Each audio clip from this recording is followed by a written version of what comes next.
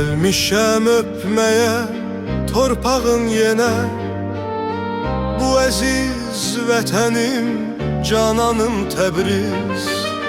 Nə qədər ömrüm var, istərəm sənsiz, olmasın bir günüm, bir anım Təbriz. Gəzib dolansam da cümlə mahalı, mən səndə tapmışam əqli kəmalı. Sən ürəyimdən silən məlalı, qurbandır yolunda bu canım Təbriz. Qurbandır yolunda bu canım Təbriz.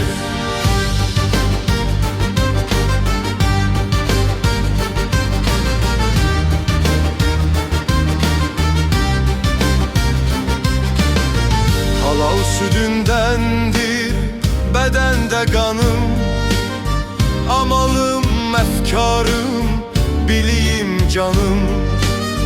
Şanlı vətənim sen Azərbaycanım, behiştim gövzeyi, rizvanım Təbriz. Vefalı oğullar anasını atmaz, gürbet beşiş olsa vətənə çatmaz.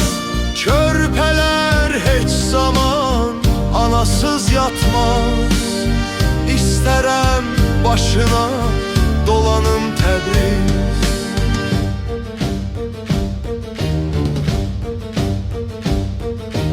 Bülbül tək sevmişəm Gönçə çağını, almalı, heyvalı bağça bağını.